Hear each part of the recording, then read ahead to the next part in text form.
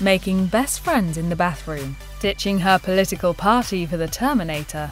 Maria Shriver has spent her life in the spotlight, but you still don't know the full story about her. Maria Shriver grew up not only feeling the need to prove herself to the public, but she also felt extraordinary pressure to prove herself to her family.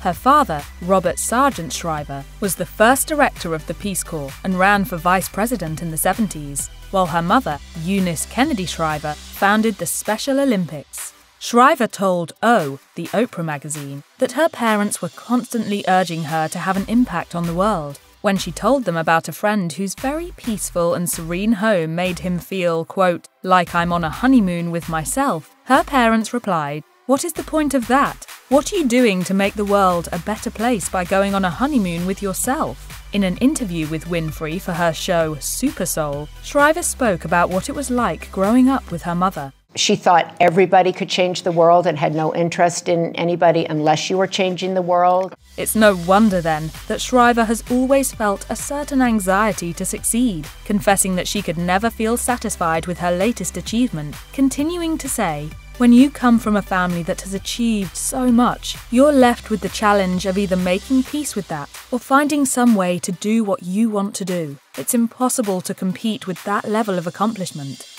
Coming from a political family, Maria Shriver was well aware of the frustrations of that lifestyle and worked hard to build a career as a journalist. She never expected that when she got involved with a young bodybuilder named Arnold Schwarzenegger, he would end up becoming a politician himself. As she explained to O, the Oprah magazine, when her husband announced he was running for governor of California in 2003, she was working for NBC. The network forced her off air during the campaign, worried that there could be potential for a conflict of interest based on the couple's positions. Shriver expected that she would go back to reporting once the campaign had wrapped up, but after Schwarzenegger's win, NBC let her go, and she found herself navigating life as the Democratic wife of a Republican governor. She later admitted, "I was elated about Arnold's win, but I didn't want to be involved. I just wanted to go back to my job." Schwarzenegger later revealed in his memoir, Total Recall,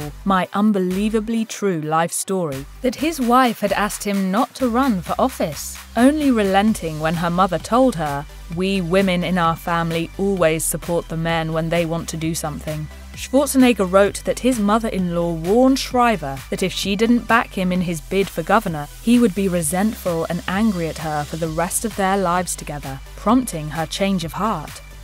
Maria Shriver's friendship with Oprah Winfrey might not be too surprising, considering they're contemporaries who have both been working in media for most of their lives. But their enduring friendship is one of the constants in Shriver's life. Shriver even went so far as to call Winfrey her best friend in an interview with Vanity Fair.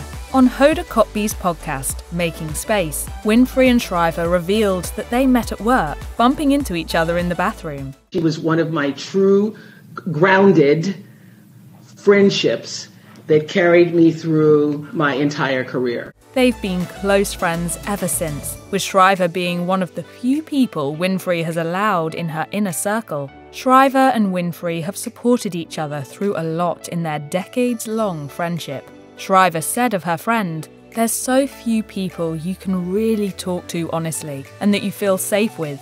In my darkest moments, she was right there, sitting right next to me, holding space." Maria Shriver has worked to raise awareness about Alzheimer's disease for many years. She is the founder of the Women's Alzheimer's Movement, which, per its website, was created to help raise awareness that Alzheimer's disease is an illness that greatly impacts women. The website went on to claim that 2 out of every 3 brains that end up developing Alzheimer's belong to women, and that women of colour are at an even higher risk. She's also written books on the topic, including Alzheimer's in America and What's Happening to Grandpa. Shriver became involved with Alzheimer's awareness after her father was diagnosed with the disease in 2003. As she explained to Feminist.com, her father's diagnosis made her realise how little she knew about the illness, inspiring her to educate others, and also worked toward combating the disease and gathering resources for those impacted by it, saying, "I am not trying to be competitive with other diseases. This disease needs more money, more conversation, more adjustments by all of these institutions than perhaps any other in American life." The Kennedy family is known for their Catholic faith. The official website of the White House notes that John F. Kennedy was the first Roman Catholic to be elected to the US presidency. It's a religious tradition that Maria Shriver has upheld, although she is critical of some of the church's stances, such as its views on divorce and homosexuality, admitting to the Washington Post, "Even though I consider myself a Catholic in good standing, I disagree with a lot of the teachings of the church." Shriver affirmed her support for the LGBTQIA+ community, adding that she is also pro-choice and believes that women should be allowed to become priests, summing up her faith by saying, "I think I'm probably a cafeteria Catholic." In spite of her disagreement with many Catholic teachings, Shriver takes comfort in her faith. In a discussion for Inside Wink, Shriver said that faith is a cornerstone of her life and continues to shape her choices, explaining, "My life is very grounded in my relationship with God, in my prayer life, in my belief that I'm here for a purpose and that I want to make my life matter. I reassure myself of that on an ongoing basis, a daily basis, actually."